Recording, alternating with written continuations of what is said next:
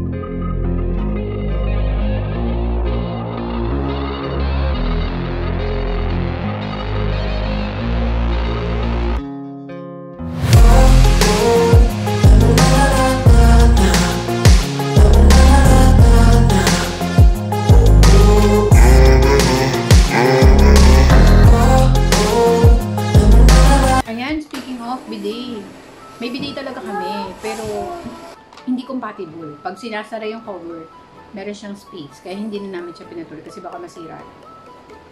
Sooner, makakabit din kami ng bidet. Nawala na sa priority namin yun. Maliit na bagay na lang yun kung titignan mo. Bain mo namin. Ayan na yung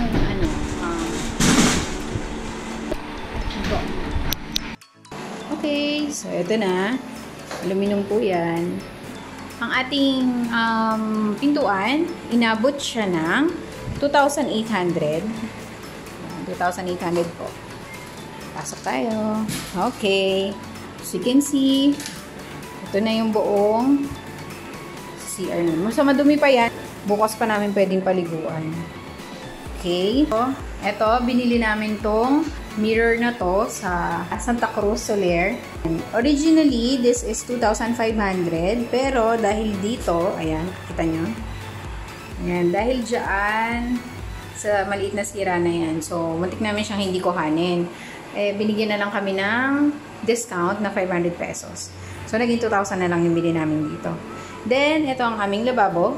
Doon din namin binili. 500 pesos for the lababo. Then, 600 pesos para dito. Hiwalay ito, hindi nyo ito mabibili ng meron na siya. So, 600 to. Kasama na yung ilalim na sa 600. Okay. 1,150 kasi meron kaming sinama dito na hose. So, basta yung hose sa ilalim. Yun, 1,150 yan. Then, ito, lalagyan namin ng tissue.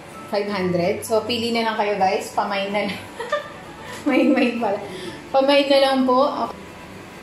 Ayan, makikita nyo meron din kami dyang lagayan ng towel. 900 pesos.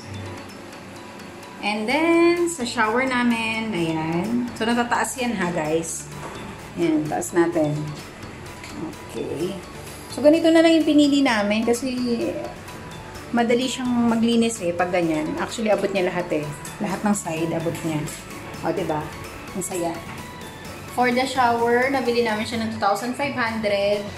500 for the soap holder. Ayan. So, makikita niyo yung design din namin dito.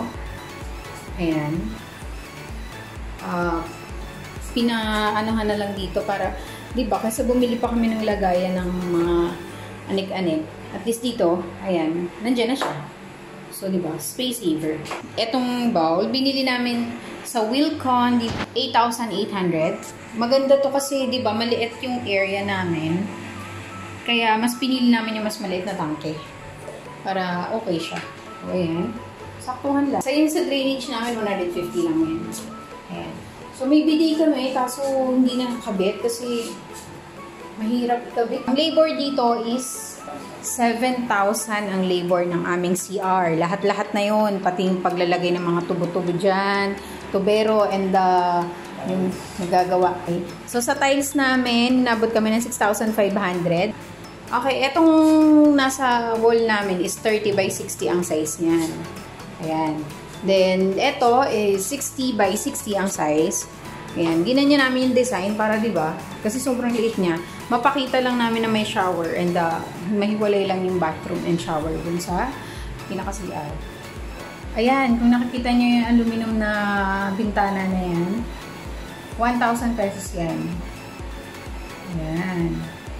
Okay. So, yung mga pintura dyan kasi kasama na yan sa pagpapagawa ng kwarto. Kaya, hindi na yan kasama sa ano natin. Okay. So, kung gusto nyong makita yung total na ginastos dito sa aming CR, nasa description box. Ayan. Okay na. Wala pa tong isang dipa.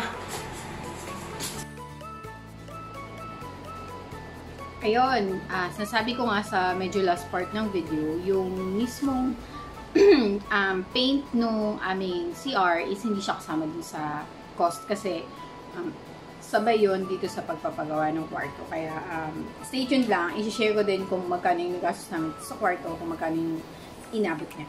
Ayan, sana nakatulong ulit ang video sa lahat ng mga nagbabalak magpagawa ng CR. Again, this is not an old CR or hindi namin siya ni-renovate, inad po ito. Kaya umabot ng 34,900 ang aming gastos para. Ayan, thank you for watching guys. Hope you like my video.